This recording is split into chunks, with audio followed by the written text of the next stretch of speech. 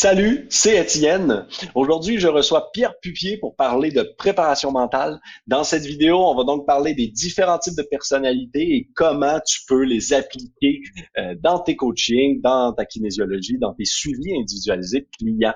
Si tu es un professionnel de l'activité physique, n'hésite pas à t'abonner à cette chaîne-là. Ça l'aide notre programme et puis ça va t'apprendre énormément de choses. Tu peux aussi activer la petite cloche pour être certain de rien manquer. Bonne écoute!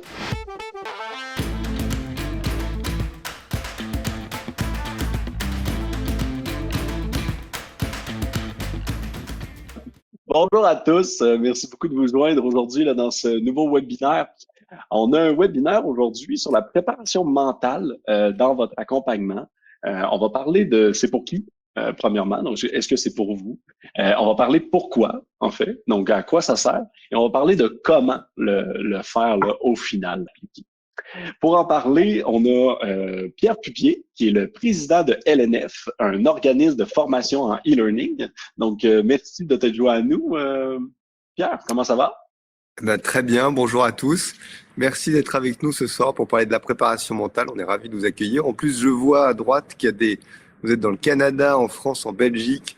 Il n'y en a pas encore en Suisse, mais voilà, donc c'est super de vous Ça va accueillir arriver. de tous les endroits du monde. Et merci de vous intéresser à la préparation mentale. Ah oui, clairement. Est-ce que tu voudrais nous, te présenter un peu là en amont pour qu'on sache qui es-tu autre que le président de LNF? D'où Mais viens-tu? absolument. Alors, moi, je m'occupe d'un organisme de formation donc, qui s'appelle LNF, qui est basé en France, à Paris. On a un métier qui est super sympathique. Nous, on s'attaque aux sujets qui sont très complexes. Et notre métier, c'est de rendre ces sujets très complexes très facilement accessibles aux personnes qui en ont besoin. Alors en France, il y a un peu plus de 3 ans maintenant, on s'est attaqué à la préparation mentale parce que, alors je sais pas si c'est comme ça dans tous les pays, parce que je connais moins les autres pays, mais en France, la préparation mentale restait uniquement dans le très haut niveau, dans le sport, et en plus uniquement pour les sports qui avaient les moyens financiers d'avoir un préparateur mental. En réalité, et on va en parler dans ce webinaire, la préparation mentale concerne tout le monde. À l'intérieur, il y a des connaissances qui sont extraordinaires, qui changent vraiment la vie. Et donc, on s'est dit, enfin, pas on s'est dit, mais on a choisi de s'attaquer à ce sujet pour démocratiser la préparation mentale en France. On a super bien réussi. On est devenu leader français sur le domaine. On a plus de 60 fédérations françaises de sport et comités ou ligues dans plus de 25 sports qui aujourd'hui utilisent notre formation pour apprendre aux entraîneurs et aux éducateurs, et puis aussi aux sportifs, parce qu'il y a beaucoup de sportifs qui se forment aussi, comment on fait pour maîtriser son mental et surtout comment ça fonctionne. Alors pour nous, c'est une très grande nouvelle parce que, enfin, on en reparlera. Voilà, donc voilà qui je suis. Je m'occupe de Oh, cette société qui emploie excellent. 30 personnes et qui emploie 30 personnes à Paris. Félicitations. Il y a même Chris qui est dans le chat et qui dit qu'il a fait la formation en plus, donc peut-être un rafraîchissement là, de plusieurs concepts. Euh, Bonjour Chris. Avant, moi j'aime toujours parler un peu du pourquoi. Donc pourquoi est-ce que c'est un sujet aujourd'hui qui devrait nous intéresser et pourquoi est-ce qu'il faut qu'on en parle en tant que tel? J'aime toujours commencer là, par là en premier. C'est vrai que c'est une très bonne question, donc merci de la poser. Alors, la réponse c'est la suivante, c'est que quand on est dans le sport, alors pas seulement dans le sport d'ailleurs, mais particulièrement dans le sport, quand on est coach sportif par exemple, ou entraîneur ou éducateur, on passe toute sa vie à gérer le mental des sportifs, mais on s'en rend pas forcément compte. Par C'est exemple, instinctif un peu là. quand on fait une séance de sport, on voit bien si elle marche pas, si elle est pas motivante, si jamais ces sportifs n'adhèrent pas, on change parce que on veut gérer leur motivation, on veut les engager avec nous. Si jamais on voit qu'on a quelqu'un qui a du mal à faire des efforts, qui a du mal à être résilient, eh bien, on vient lui donner un coup de main, on vient l'épauler, on vient l'aider à pouvoir faire ses efforts pour qu'il obtienne les résultats qu'il va obtenir et puis qu'il puisse bien s'entraîner. Si jamais on a un sportif qui manque de confiance en lui, qui est trop, qui arrive pas à s'exprimer, qui donne pas toute sa puissance, on l'aide, on essaie de le mettre à l'aise, etc. Et en fait, dans le sport, il y a 4 piliers. Il y a la technique, le physique, la tactique. Et puis, le 4e pilier, c'est le mental. Et quand on est coach ou entraîneur ou éducateur ou même sportif et qu'on pratique un sport, soi-même, on le fait tout le temps avec soi. On est en train de te dire, allez, vas-y, plus fort, donne-toi à fond, non, tiens encore, allez, va faire des exercices. Non, j'ai plus envie, je veux aller voir Netflix. Non, non, reviens, il faut aller courir. Bon, on est sans arrêt en train de manager soi-même son mental. Donc ça fait partie intégrante du sport, le mental. Alors, ensuite, du coup, vous gérez ça, le mental, depuis toujours. C'est-à-dire, si vous êtes coach sportif, normalement, vous qui nous écoutez aujourd'hui, c'est principalement votre activité. Et donc, vous gérez le mental, le vôtre, et puis celui de tous les sportifs qui vous accompagnent. Alors, vous le faites en fonction de ce que vous avez appris de la vie. Donc, par exemple, il y a des coachs sportifs, ils pensent qu'il faut être dur. Donc, ils sont durs, ils parlent difficilement, etc. Il y en a d'autres, ils pensent qu'il faut être copain, proche de ces sportifs et tout. Alors, ils copinent, ils essayent d'être proches, et ainsi de suite. Vous faites du mieux que vous pouvez en fonction de ce que vous avez appris de la vie, c'est-à-dire de la façon dont vous avez été éduqué, la famille dans laquelle vous êtes né, vos camarades, etc. Bon. Il se trouve que depuis à peu près 1970 ou 80, on a fait des découvertes qui sont fabuleuses sur le fonctionnement, le comportement d'une manière générale de l'être humain, les sciences cognitives, la psychologie positive, et on a eu des observations qui sont vraiment remarquables. Et la préparation mentale, c'est ce que vous faites, c'est-à-dire qu'on s'occupe de la motivation, on s'occupe de la confiance en soi, on s'occupe de l'effort, mais non plus en fonction de ce qu'on a appris dans la vie, mais en fonction des découvertes objectives qui fonctionnent et de ce qu'on sait aujourd'hui du cerveau. Et on a du coup obligé d'y aller avec notre bagage personnel.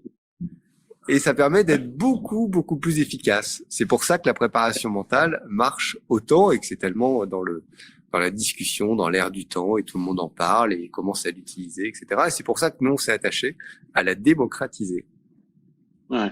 Et donc, il faut effectivement jumeler ces deux-là, le corps, le physique, avec le cerveau, le mental, là, pour obtenir tous les résultats. Et pour le mental, donc, il existe des techniques qui sont autres que simplement notre bagage personnel, qu'on pourra là, discuter un peu plus loin. Et moi, j'aimerais quand même aller dans le sujet, dans le vif du sujet, et comprendre certaines de ces techniques-là, là, malgré qu'il y a une complète formation sur le sujet. Tu nous en diras un peu plus. Mais maintenant, on sait un peu pourquoi est-ce qu'il faut s'y attarder, hein, parce qu'on veut atteindre des objectifs santé avec nos clients. Mais maintenant, c'est pour qui? Est-ce que c'est vraiment pour tous les entraîneurs, tous les coachs, tous les kinésiologues qui nous écoutent? Bon alors, si j'ai été à peu près clair dans l'intervention que j'ai faite avant, vous allez forcément déduire, et vous comprenez tout de suite qu'en fait, ça marche avec tous les publics. C'est-à-dire que quelqu'un vient vous voir et dit voilà, moi je veux perdre du poids et puis je veux faire du sport pour affiner un peu ma silhouette et puis en même temps pour rester en forme. La difficulté que va vivre cette personne, c'est que entre l'objectif qu'elle a et le chemin qu'elle va devoir prendre pour y arriver, ça va lui demander des efforts et donc ça va faire appel à une force mentale, une résilience, une capacité à tenir dans la difficulté pour un bienfait qui sera ultérieur. Bon, donc vous avez besoin de gérer le mental. On a beaucoup d'entraîneurs chez nous qui utilisent la préparation mentale, par exemple avec les enfants. Alors, je vais vous donner un exemple. On a une présidente de club qui s'appelle Caroline Calvez, qui donc gère un club de judo. Elle nous explique qu'elle utilise la préparation mentale à la fois avec les petits et puis à la fois avec les adolescents. Alors je vous explique comment elle fait les deux différences. Avec les petits, dans le judo en France, alors je sais pas si c'est comme ça dans tous les pays, mais il y a des ceintures, donc on a ceinture blanche, jaune, rouge, etc. Et puis il y a des compétitions tout le temps. C'est un sport qui est très rythmé par le fait de passer des paliers. Donc très tôt, les petits, ils passent des compétitions, donc ils sont sur un tatami géant, et puis ils sautent dans tous les sens, puis à un moment donné, on leur dit « Étienne, c'est à toi, compétition !» Mais sauf que Étienne, depuis 45 minutes, il court parce qu'il joue au chat depuis tout ce temps-là, il arrive, il est crevé, il a le tatami comme ça, il rentre sur le truc, pouf, on lui fait une prise, et il vient de faire quand même 6 mois d'entraînement, et là, il a tout perdu parce qu'il a rien appliqué. Donc, elle leur a appris ce qu'on appelle une routine de concentration. Alors, vous pouvez faire des routines de concentration qui sont super grosses, et puis vous pouvez en faire des toutes petites pour les enfants. Donc, elle leur a appris une toute petite routine de concentration. Et donc, 5 minutes avant leur passage en compétition, ils font leur routine de concentration. Et du coup, quand ils arrivent, ils sont dans leur tunnel, ils sont prêts à appliquer ce qu'ils doivent appliquer, et ça leur permet d'obtenir les performances et de faire ce pourquoi ils se sont entraînés et de pas arriver complètement débraillés et à l'envers. Bon, voilà un exemple d'application, par exemple avec des très jeunes, et ça marche très bien.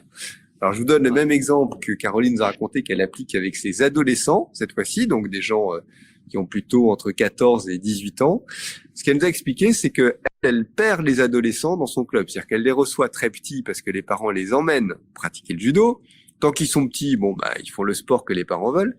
Et puis quand ils grandissent, on a tous connu ça, parce qu'on est des adolescents, ils commencent à avoir d'autres envies. Donc, moi, je vais plus au judo, j'en ai marre, je passe pas mon samedi là-dedans, ils veulent aller voir des copains, etc. Et donc, c'est très frustrant pour un entraîneur qui a accompagné des sportifs, des enfants, et elle les a vus grandir. Puis soudain, ils veulent plus venir.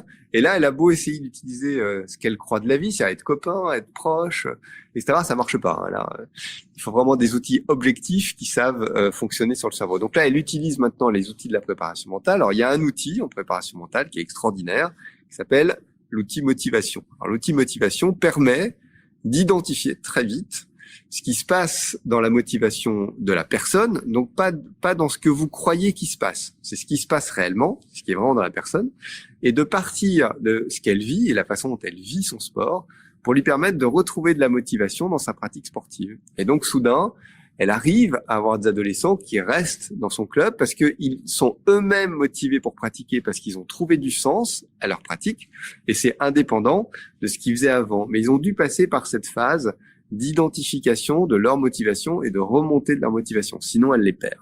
Pardon, j'espère que c'était pas trop long dans mon exemple, mais c'est pour vous montrer que à la fois les enfants, ça marche avec les enfants, ça marche avec les adultes, ça marche avec les adolescents, parce que toute notre vie, on la passe là. Hein.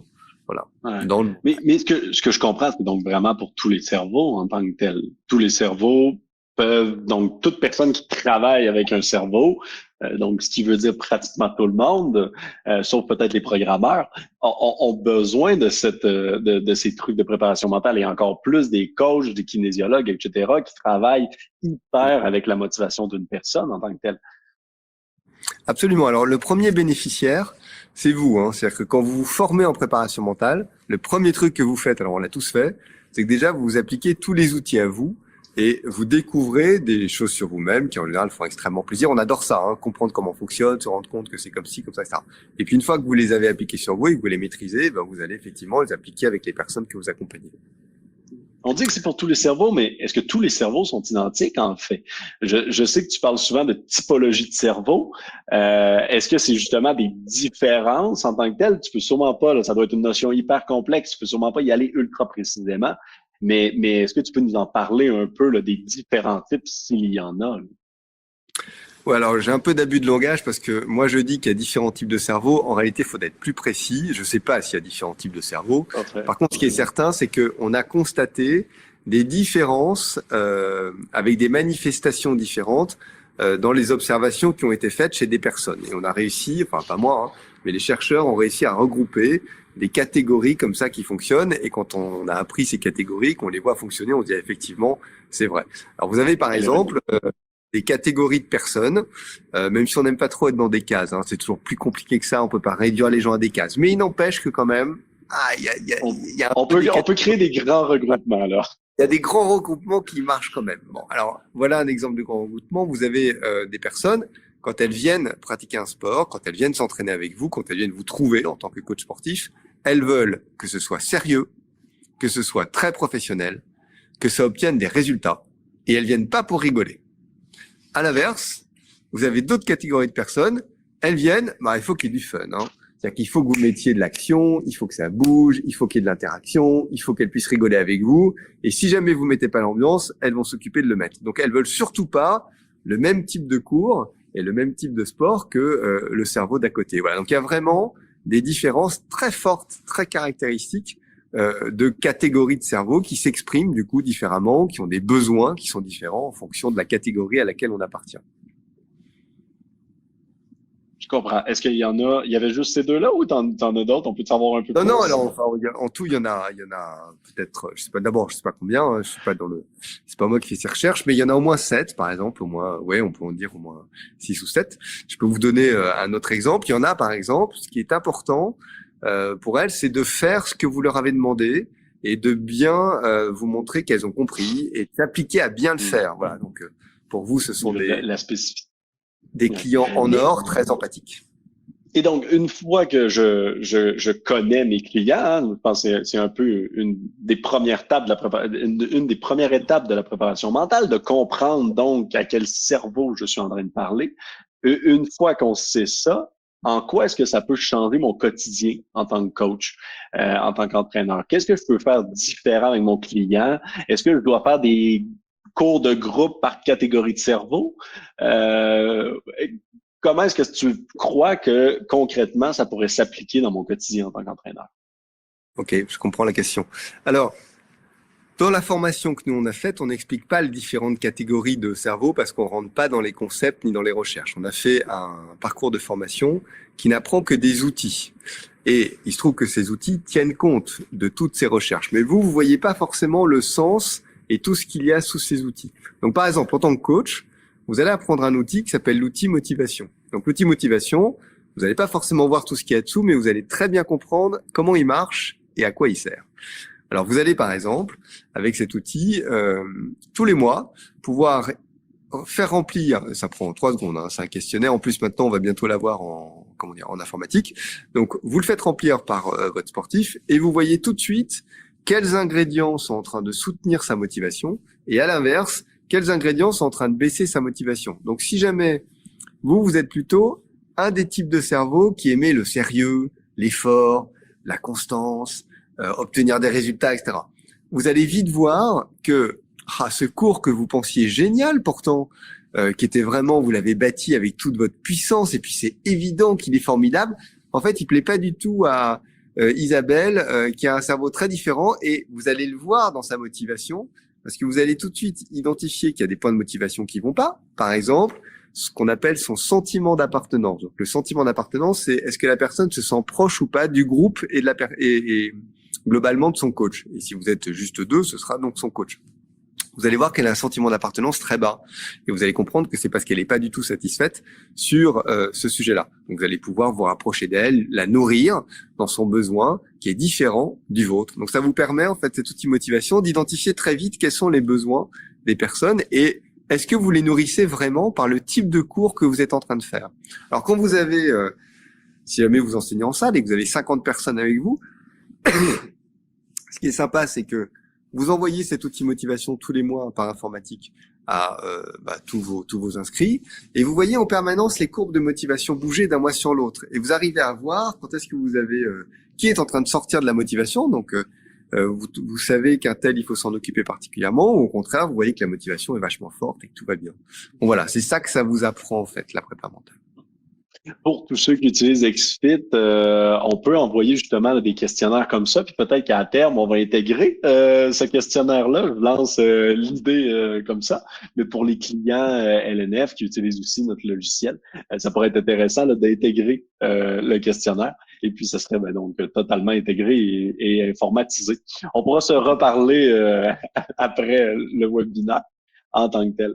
Donc, on a le concept d'un questionnaire, effectivement, quelque chose qu'on peut envoyer aux gens pour le remplir et donc recevoir la réponse. Est-ce qu'il y a aussi de la préparation, comme des séances de préparation mentale? Est-ce qu'il y a des exercices de préparation mentale que je peux donner à mon client en dehors, en fait, des séances d'activité physique? Et si oui, en fait, si c'est possible, quand les donner en tant que tel, as-tu des trucs, quand donner ces exercices-là? Alors par exemple, vous avez beaucoup de personnes qui stressent. Alors elles stressent à plein d'endroits, hein, y compris au travail par exemple, mais parfois aussi pendant qu'elles sont en train de faire des exercices avec vous, elles ont peur de pas vous satisfaire, elles ont peur de pas être au niveau, elles ont peur, voilà, donc ça génère un stress. Bon, et c'est vachement intéressant d'identifier, enfin quand vous êtes proche, en général, hein, en tant que coach, vous êtes proche de vos sportifs. Donc une fois que vous identifiez que quelqu'un vit un stress pendant vos séances de sport, mais peut-être aussi dans la vie d'une manière générale, si vous en parlez avec elle ou au travail, vous allez lui apprendre à poser ce qu'on appelle une routine de gestion du stress. Alors la routine, c'est quelque chose qui se construit de manière très précise. Il faut respecter, il n'y a rien de compliqué, mais il faut respecter un ordre assez particulier. Et c'est juste, la routine, c'est juste des exercices mentaux. C'est pour ça que ça s'appelle préparation mentale, parce que on se prépare mentalement comme on se prépare physiquement. Donc vous allez faire une routine, par exemple, de gestion du stress. Vous allez lui apprendre cette routine, vous allez la poser avec elle pendant votre séance, quand vous serez avec la personne. Vous allez construire ça. Ça prend, en fonction du temps que vous allez mettre, ça peut prendre 5 à 15 minutes pour être construite. Et puis ensuite, cette personne, elle va répéter cette routine et elle va pouvoir le faire quand elle est dans sa voiture, quand elle est sous sa douche, quand elle est en train de faire la queue à la poste, à plein de moments de sa vie. Pourquoi? Parce qu'une routine, on arrive à la mettre en place que quand elle devient mécanique. Alors ça concerne quelque chose que vous connaissez tous, qui est le changement d'habitude. Vous savez que c'est très dur de changer ses habitudes quand on en a. Elles reviennent au galop et même quand on a de la volonté et qu'on veut les changer, bah c'est super dur de se changer. On dit par exemple, je vais arrêter de manger de la pizza le soir. C'est difficile. Voilà. Et donc, en fait, on peut pas changer une habitude par la volonté ni par un claquement de doigts. Il se trouve que ça marche pas comme ça quand on est chez les humains. Il faut passer par une étape et il faut passer par l'étape. Donc routine, c'est-à-dire faut déjà construire sa séquence mentale, c'est-à-dire le type de pensée qu'on veut avoir. Il faut les construire d'une certaine manière. Une fois qu'on les a construites, ensuite, il faut faire cette pensée le plus de fois possible. Alors, pendant des journées, pendant des semaines, des mois, on s'entraîne à avoir cette pensée. Donc, par exemple, vous allez penser à 4 choses qui sont successives et vous allez toujours penser aux mêmes. Voilà, vous allez faire plein de fois sous la douche pendant 1 minute, les yeux fermés, le soir avant de vous coucher, le matin, peu importe. Et soudain, eh bien, cette pensée, grâce à un ancrage préalable, elle va pouvoir devenir automatique. Donc, toutes les fois que le stress va arriver, vous aurez juste à déclencher votre ancrage et tout le reste, les connexions neuronales seront devenues tellement habituelles que ça va automatiquement s'enclencher et ça va changer votre pensée. Voilà, ça c'est le fonctionnement par exemple d'une routine. Je comprends. Si tout le monde qui nous écoute, vous avez des questions ou quoi que ce soit, n'hésitez surtout pas là, à les poser dans le chat. Je vais pouvoir les poser à notre intervenant Pierre. Excuse-moi? Ouais, je vais rajouter quelque chose sur les routines parce Oui. que j'ai un exemple qui me revient. Comme tout à l'heure, je vous ai parlé de Caroline Calvez qui était présidente d'un club de judo. Je vais vous donner cet exemple. Un jour, Caroline nous a envoyé un long texte pour nous dire « Ah, vous savez pas ce qui m'arrive, c'est génial !» J'avais un de mes pratiquants de judo qui n'arrêtait pas de rater. Alors en France, on passe le permis de conduire, qui est une épreuve un peu stressante parfois pour les jeunes. Et ça faisait déjà 2 fois qu'il le ratait et il était dans un état de stress incroyable. Et là, enfin, ce jeune, il a réussi à avoir son permis de conduire. Et quand sa maman lui a dit « Mais comment t'as fait ?» etc., il lui a expliqué en disant « En fait, j'ai utilisé la routine de gestion du stress que j'ai apprise pendant que je faisais... » Donc la maman avait envoyé un long SMS qu'elle nous a renvoyé Caroline en disant mais merci beaucoup, je savais pas que vous appreniez ça aux jeunes, c'est formidable, grâce à vous il a pu gérer son stress, du coup il a tout de suite voilà. Donc une fois que les personnes ont appris, alors ça peut être pour les jeunes, hein, par exemple quand vous apprenez une routine de concentration, les parents adorent parce qu'après les enfants l'utilisent avant de faire leurs devoirs par exemple, ou alors quand ils sont à l'école, bon ça aide énormément, ou quand vous passez un examen pour les jeunes. Enfin voilà, il y a plein d'applications et vous allez pouvoir accompagner, enfin vous mettrez ces outils. Vous allez pouvoir accompagner vos sportifs que vous gérez tous les jours ou toutes les semaines, mais sur plein d'autres sujets. Et quand vous discutez avec un sportif et qui comprend que vous allez lui apporter tout ça, et pas uniquement, entre guillemets, de la dépense physique ou de la dépense cardio, mais qu'en plus, il va pouvoir modifier certaines parties de son mental qui le gênent grâce à vous, grâce à ce que vous allez lui apprendre, bah là, il adore vraiment son coach. Voilà.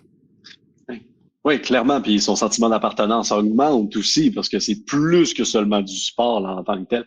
On se fait demander dans le chat là, justement où se former en préparation mentale. Je vous mets là, théoriquement en bas à gauche, je crois. Vous allez avoir un bouton, remplissez ce formulaire là, simplement pour vous rendre directement sur LNF et puis ils vont pouvoir sûrement vous recontacter là, directement. C'est comme ça que vous allez faire suite au formulaire, Pierre? Ouais, alors absolument. Donc c'est une formation qui est 100% à distance. Alors pardon, une fois que vous avez mis vos coordonnées dans le formulaire, les équipes vont vous rappeler, déjà vont répondre à toutes vos questions, vous en aurez plein. Prenez bien le temps de vérifier que la formation est faite pour vous, c'est-à-dire qu'elle va bien répondre à vos demandes, expliquer comment vous voulez l'utiliser, qui vous êtes, à quoi c'est censé vous servir. Si jamais ils pensent que ça va pas du tout vous servir comme vous en avez envie, on vous le dira, il faut pas vous former. Ça sert à rien de mettre ce temps-là. Si par contre ça correspond bien, on vous expliquera pourquoi, etc., etc. Alors en France, il y a une particularité, c'est que les formations sont prises en charge, alors pas toutes, mais certaines, lorsqu'elles sont reconnues par l'État et qu'elles permettent d'obtenir une certification en préparation mentale reconnue par l'État. Il se trouve qu'à LNF, on est devenu l'organisme qui est habilité à certifier en préparation mentale avec une certification reconnue par l'État. Donc quand vous suivez notre formation, déjà elle est prise en charge, du coup elle est financée par ce qui s'appelle le compte personnel de formation. Et ensuite, vous passez un examen, on a plus de 95% de réussite à la certification, donc ça veut dire qu'on vous forme bien. Et ça aussi, ça se fait à distance. Et après, vous avez une certification en préparation mentale qui est reconnue par l'État français. Félicitations pour cette reconnaissance par l'État français. Et puis pour les Canadiens, là, malgré tout, si vous voulez faire une formation, vous allez être malgré tout formé. C'est juste qu'effectivement, vous n'avez pas ce concept de compte de formation. Mais selon votre employeur, là, on peut avoir des équivalents. On a deux questions dans le chat qui m'intéressent de te relancer. La première, c'est est-ce qu'on peut avoir un exemple concret de routine, par exemple, de gestion du stress là, en tant que tel? Alors, comment je peux vous donner ça rapidement? Alors, dans une routine, voilà les principaux composants. D'abord, il faut que vous ameniez votre sportif à choisir ce qu'on appelle un marqueur ou un marqueur, on va l'appeler comme ça. Donc, je sais pas, là c'est très personnel un marqueur. Hein. Oui. Par exemple, souvent la personne admire quelqu'un, alors ça peut être un sportif de très haut niveau qui est toujours calme, zen, ou des fois ça peut être un de ses camarades ou une copine qui est toujours qui arrive à rester calme en toute situation. Bref, un premier marqueur. Des fois, ça peut être aussi le nom d'un endroit. Par exemple, si pour vous un élément de détente fabuleux, c'est je sais pas un coin particulier du Costa Rica, parce que c'est votre endroit préféré, eh bien, avec une mer spécifique et une plage spécifique, vous allez prendre ce nom et ce sera votre marqueur. Voilà. Donc vous allez prendre l'habitude à chaque fois de commencer par votre marqueur. Et puis ensuite, une fois que vous allez donner ce marqueur, vous allez prendre l'habitude de alors là, après, vous choisissez en routine de gestion du stress, soit quelque chose qui va vous détendre. Donc, si jamais on reste sur le concept de la plage, vous allez énoncer votre concept de plage et puis vous allez apprendre à visualiser cette plage qui vous détend tellement. Donc, vous imaginez devant, oh là là, vous voyez cette plage, c'est fabuleux. Qu'on est bien. Elle est belle, etc. Et donc, vous apprenez à baigner dans ce sentiment de joie parce que vous la visualisez. Alors, en fonction, moi, je visualise rien. Par exemple, mon cerveau n'a aucune image dans la tête. Mais il y a plein de gens qui ont des images dans la tête. Moi, j'ai des concepts. C'est comme ça, chacun son profil. Donc, moi, je vais imaginer, enfin, je vais conceptualiser plutôt, moi, avoir mon idée de plage. Et c'est très bien. Et je vais associer un sentiment. Et ça va être ça. Alors, je vous passe l'état d'après. Ça va être ça, principalement, la routine. Et je vais m'entraîner à faire ces trois choses. C'est-à-dire, je m'énonce le premier mot, donc le déclencheur. Ensuite, je visualise ma plage. Et derrière, je me détends, mais comme si j'y étais. C'est-à-dire, je m'imagine vraiment à l'intérieur de cette plage, je la vis, etc. Et ça, je vais le faire le plus de fois possible. 1000 fois, 100 fois, 50 fois, autant de fois que je peux. Et ensuite, je vais apprendre quand le stress va arriver, c'est-à-dire quand je vais être en vraie situation de stress, il va falloir que je m'entraîne, c'est pour ça qu'on appelle ça de la préparation mentale, parce qu'en fait, on prépare son cerveau. Je vais apprendre avec mon coach, toutes les fois que le stress arrive, à déclencher cette routine, parce que déjà, je l'aurais faite plein de fois tout seul. Hein. J'aurais appris à lier ces trois éléments. Et donc, je vais apprendre ensuite à déclencher cette routine quand le stress arrive. Donc, ça y est, le stress arrive, je sens que ça arrive. Ah, vite, je donne mon marqueur, donc je pense à ma plage, derrière, je la visualise, et ensuite, j'ai normalement le sentiment qui vient. Et j'apprends à remplacer la montée de stress par cette routine qui s'appelle une routine donc de gestion du stress et en l'occurrence de substitution. Voilà. Et puis ça, je vais apprendre à le faire de plus en plus. Et une fois que je vais réussir à l'avoir fait un très grand nombre de fois, ça va devenir mécanique. C'est-à-dire dès que le stress va arriver, je vais déclencher mon mot, je vais même plus y penser. C'est un peu comme quand vous avez appris à conduire. Au début, vous deviez être très concentré sur tous les gestes que vous faisiez, le volant, c'est le frein, etc. Et puis après, une fois que c'est devenu mécanique, en fait, votre cerveau le fait tout seul. Vous pensez même plus que vous êtes en train de conduire, vous téléphonez et vous parlez au téléphone, ce qui est très mal d'ailleurs. Bon, c'est pareil avec les routines. Une fois que c'est devenu mécanique, mais il faut un peu de boulot. Du coup, ça prend du temps. C'est pour ça qu'il faut bien accompagner son sportif. Et puis, des fois, la routine marche pas, donc il faut l'ajuster. Enfin bref, il faut bien respecter les règles. Mais une fois que vous avez appris à faire ça, elle devient mécanique. Et ça y est, c'est comme quand vous conduisez. Vous réfléchissez plus, paf, ça se déclenche tout seul. Est-ce que ça ressemble un peu à de l'auto-hypnose ou est-ce que tu fais une coupure entre les deux? Alors, ouais, non. Alors, il faut savoir que tous les trucs qui existent aujourd'hui, que ce soit la prépa mentale, l'hypnose, la sophrologie, la PNL, etc., viennent tous du même petit corpus d'observation qui est tout petit. Hein. C'est-à-dire qu'on sait des choses depuis 50 ans, mais on sait pas des choses incroyables. Il se trouve juste qu'on a fait un saut quantique de la Grèce antique, de Platon, Aristote, ensuite en passant par Nietzsche, Descartes, Kant, Heidegger, etc. C'était à peu près de la pensée en chambre et souvent n'importe quoi. Alors, sauf pour Heidegger qui était un peu plus observation, qui observait un peu plus les choses que d'autres, mais voilà. Et à partir des vraiment de la naissance de la psychologie, et particulièrement de la psychologie positive ou des théories comportementales et cognitives, etc., et des sciences cognitives, on a commencé à avoir un peu plus d'informations basées sur une observation réelle. Voilà. Et tout vient de là, hein, c'est le même corpus. Ensuite, bon, voilà, l'auto-hypnose, j'ai des réserves sur ces sujets-là, donc je vais pas m'exprimer au cas où il y a des personnes. Excellent. Passons donc.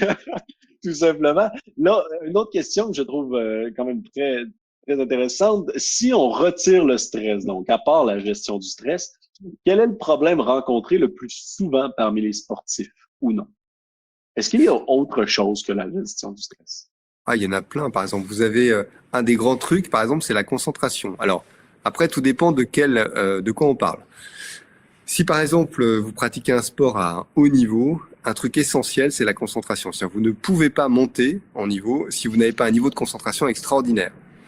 Le problème d'un entraîneur qui accompagne un sportif qui essaye de passer des étapes importantes, c'est que à part dire concentre-toi, à part lui montrer en analyse vidéo, regarde, tu vois, là t'es pas concentré, c'est pour ça que tu as perdu ton duel.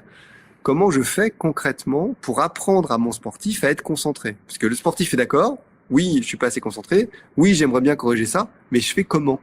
Là, si jamais l'entraîneur n'est pas formé à la prépa mentale pour préparer son sportif à savoir comment fonctionne la concentration et mettre en place ces actions qui permettent de monter son niveau de concentration, typiquement, il n'y a aucune chance d'y arriver. Alors, si jamais vous êtes coach sportif, par exemple, je vais vous donner un autre cas. À mon avis, vous devez y être rencontré, enfin, vous devez y être confronté très souvent. Vous avez par exemple quelqu'un qui vient, qui est vraiment très motivé au départ pour faire du sport parce qu'il veut perdre du poids, parce que etc. Et puis il fait 2-3 séances et il s'arrête. C'est-à-dire vous perdez votre client parce que vous voyez bien que il tient pas en fait. Il a pas la motivation intrinsèque personnelle pour faire les efforts. Il a une difficulté dans l'effort. Bon, ça c'est que du mental. La résilience, c'est la capacité à tenir quand on doit faire un effort. C'est pas physique, hein, c'est pas athlétique, c'est que du mental. Alors sauf si vous demandez de soulever des barres de 1000 kilos alors qu'il a pas de bras, mais à supposer que les exercices que vous lui donniez soient en lien avec sa capacité physiologique et anatomique, c'est vraiment que du mental. Là, vous avez besoin d'utiliser deux outils qui sont toujours les mêmes et qui marchent incroyablement bien, qui sont l'outil motivation et l'outil fixation d'objectifs. Par exemple, vous ne savez pas, parce que tant qu'on n'est pas formé, on ne sait pas, mais quand vous fixez des objectifs, les 3/4 du type d'objectifs qu'on fixe sont démotivants pour le cerveau. Alors, ils sont peut-être motivants dans votre croyance personnelle. L'autre peut très bien dire « Ah ouais, ça m'intéresse, c'est ça qu'on va faire ». En réalité, vous êtes en train de faire en sorte que quand il va commencer à bosser, le cerveau, ça va lui couper les pattes. Vous lui avez posé des objectifs qui sont non engageants et non motivants et qui vont pas soutenir sa motivation quand il va pas les atteindre facilement. À l'inverse, il y a des fixations d'objectifs. Vous utilisez pour ça un outil qui s'appelle l'outil fixation d'objectifs pour être sûr de donner le type d'objectif qui va permettre au cerveau, alors même que ça va être difficile, et même quand il va rater, par exemple, il était censé faire un exercice, il était censé y arriver, mais il voit bien qu'il n'y arrive pas, il est en dessous de ce que vous lui aviez demandé, et ben en fonction de la manière dont vous avez fixé ces objectifs, soit il va se dire « Ah non, mais attends, je reprends, il faut que j'y arrive, et la prochaine séance, j'y arrive. » Soit, il va rentrer chez lui, il va dire « Non, fais chier ces trucs, moi j'y vais plus, j'y arrive pas, de toute façon, c'est pas fait pour moi. » Et ça dépend uniquement, allez, dans 80% des cas, parce qu'il y a toujours des exceptions, mais dans 80% des cas, ça dépend uniquement de la façon dont vous avez fixé l'objectif avec lui au départ. Donc typiquement, voilà, la préparation mentale, ça concerne pas seulement les sportifs de très haut niveau avec les problématiques de concentration que j'ai énoncées, mais ça concerne déjà juste quelqu'un, par exemple, qui veut améliorer son programme nutritionnel. Il va devoir en faire des efforts, hein, parce que quand vous changez votre alimentation pour essayer de manger moins gras et que vous avez tous les appels de sucre qui arrivent, voilà, et qu'en plus vous avez un peu une baisse de l'ego parce que vous avez passé une journée difficile et donc vous n'avez plus aucune barrière pour résister. Bon, voilà, donc vous avez vraiment besoin de l'aider avec une fixation d'objectifs pour qu'il puisse faire des vagues. En fait, quand vous fixez bien les objectifs, la personne peut rater, mais quand elle rate, est-ce qu'elle reste motivée et est-ce qu'elle va se remettre au travail pour y arriver ou est-ce qu'elle va lâcher? Voilà. Ouais. As-tu dit un exemple d'un objectif motivant? Ça doit être plus que simplement SMART. Ouais, non, c'est plus que SMART. Et puis, je peux pas le faire là parce que ce serait trop long et il nous faudrait un vrai temps de développement pour que je puisse vous expliquer des choses importantes d'ailleurs. Mais bon. voilà, là, je peux pas vous l'expliquer de manière courte comme je Non. l'ai fait tout à l'heure. Bon. Mais toutefois, tout le monde, la préparation mentale, se former, vous avez le lien juste en bas à gauche. Je peux même le remettre si vous voulez. Et donc, je vous conseille fortement là, d'aller le voir.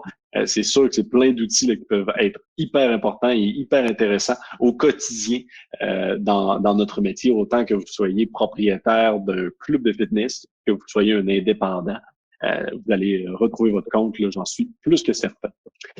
Pierre, est-ce qu'on aurait oublié quelque chose d'important dans ce webinaire? Est-ce qu'on aurait oublié un sujet important à propos de la préparation mentale que tu aimerais évoquer? Bah, un peu au-delà de la question de vous former, vous pouvez vous former avec nous, mais j'imagine que dans vos pays aussi, vous allez trouver des personnes qui vont vous apprendre la préparation mentale. On sera ravis de le faire, c'est nous. Mais honnêtement, c'est dommage, ne passez pas votre vie. À partir du moment où vous prenez soin des autres, enfin, si vous exercez ce métier, c'est que vous passez votre temps à prendre soin d'autres personnes que vous. Apprenez ces sujets, quoi. C'est-à-dire qu'il a fallu quand même 20 siècles pour arriver à faire ces découvertes qui sont pas extraordinaires. On sait pas tout encore sur le cerveau, mais waouh, on a vraiment appris des trucs. Vous avez la chance d'arriver après ces découvertes. Hein. Vous auriez pu être dans la génération qui n'y a pas accès. Vous y avez accès et vous prenez soin des autres en permanence. Bon, enfin, débrouillez-vous d'une manière ou d'une autre dans le pays où vous êtes. Enfin, faites en sorte d'acquérir ces compétences, quoi. C'est top. Je sais pas, chez nous, par exemple, je sais pas si ça porte le même nom dans notre pays, mais il y a un médicament qui s'appelle le Doliprane, qui est extraordinaire. Dès que vous tombez malade, vous avez un petit rhume, un machin, un bidule, prenez un Doliprane, pouf, ça passe. Bon bah, voilà, le Doliprane existe. C'est dommage de pas l'avoir et de subir son rhume et d'avoir plein de problèmes et d'avoir de la fièvre. Bon, prenez un Doliprane, ça passe. Bah là, c'est pareil. Quand vous êtes confronté à des tas de sujets tous les jours, vous perdez vos clients parce qu'ils sont pas assez fidèles, parce qu'ils n'ont pas la bonne résistance, parce que vous avez pourtant bien fait les choses, vous comprenez pas pourquoi les personnes vous lâchent, etc. Or, tout ça, aujourd'hui, pour l'essentiel, ce sont des problèmes qu'on sait résoudre, qu'on sait traiter, grâce à ces découvertes qui après ont été modélisées pour donner lieu à des pratiques au sein de la préparation mentale. Et donc, vous privez pas de ça, quoi. Ah, on est d'accord, effectivement. Il faut pas se priver des nouvelles connaissances qui peuvent juste nous aider là, au quotidien. Est-ce que certaines personnes, vous avez des questions avant là, qu'on clore un peu le sujet aujourd'hui? Dans tous les cas, as-tu des livres à nous recommander pour débuter? Alors, c'est terrible, mais en France, il n'y a rien. Enfin, comment expliquer? On nous pose toujours cette question. Ce qui est très difficile, c'est qu'aujourd'hui, vous avez soit toutes les recherches fondamentales à lire. Par exemple, la préparation mentale repose notamment sur tout un courant qui s'appelle l'analyse transactionnelle, qui commence avec un auteur qui s'appelle Eric Berne, mais qui va très très loin, qui est repensé aujourd'hui, qui a été retravaillé 200 fois. Mais si vous essayez de lire juste ce courant-là, vous allez, c'est 15 ans de votre vie pour comprendre, appliquer, digérer, etc. Vous avez par exemple un auteur qui est extraordinaire, un chercheur qui est extraordinaire, qui est psychologue, qui s'appelle Albert Bandura. Il a travaillé toute sa vie sur un concept qui s'appelle l'auto-efficacité. Il a fait un gros livre, 800 pages, il doit être traduit d'ailleurs dans plein de langues, y compris en France. Donc vous devriez le trouver en anglais très facilement. Mais quand vous lisez l'auto-efficacité, ça vous explique, il s'est penché sur la question de pourquoi la même personne, dans certains cas, elle fait des trucs incroyables, elle est résiliente, elle est forte, elle s'attaque aux problèmes, etc. Et puis dans d'autres cas, c'est une nouille, c'est-à-dire elle utilise plus du tout ses capacités, elle a plus de résistance, c'est la même personne. Pourquoi dans un cas ça part là et dans l'autre cas ça part là, voilà. Et donc il a beaucoup travaillé ce concept d'auto-efficacité, ses travaux sont remarquables.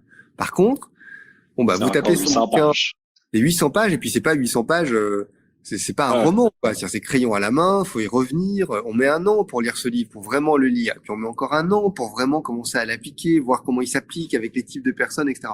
Donc c'est toujours difficile pour moi de répondre à la question, qu'est-ce que je peux lire? Parce qu'en général, ce que vous avez envie de lire, nous c'est pour ça qu'on avait créé cette formation, c'est on a fait une formation qui donne tous les trucs vite, facilement. Mais parce que on a pu apprendre ces sujets avant. Et donc j'ai pas de livre facile à vous donner qui vous met et à l'inverse, combien de temps dure la formation de LNF, si on veut aller plus loin? Vous allez vous former à distance entre 20 et 60 heures. C'est-à-dire qu'on a des stagiaires qui mettent 20 heures parce qu'ils ont une certaine capacité cognitive, ils arrivent à aller vite, ils voient qu'ils ont tout compris. Il y en a d'autres qui vont mettre 60 heures, alors pas parce que ce sont des limaces, mais aussi parce que ce sont des grands passionnés qui des fois vont revenir, refont l'information. Il y a des personnes, ça a été une découverte extraordinaire pour elles. C'est-à-dire qu'elles ont découvert la prépa mentale, elles ont rajouté une corde à leur arc d'activité, elles sont devenues, elles incarnent maintenant tout ce sujet auprès d'un très grand nombre de personnes. Elles accompagnent uniquement des personnes en préparation mentale parce que ça les a touchées de manière stupéfiante. Voilà. Donc, en fonction de la passion que ça va générer chez vous et de l'intérêt, vous allez mettre entre 20 et 60 heures. Voilà. Je comprends. Et au final, donc, on sera certifié là, de la France. Absolument. Superbe. Ben, écoute, je te remercie beaucoup, Pierre, d'avoir pris le temps aujourd'hui là, qu'on puisse discuter de ce sujet-là ensemble. Tu as même effectivement piqué moi ma curiosité de comment on pourrait mieux être chez XFIT avec la préparation mentale, parce que ça s'applique sûrement pas juste au sport, mais sûrement aussi aux entreprises, à la vie d'entreprise.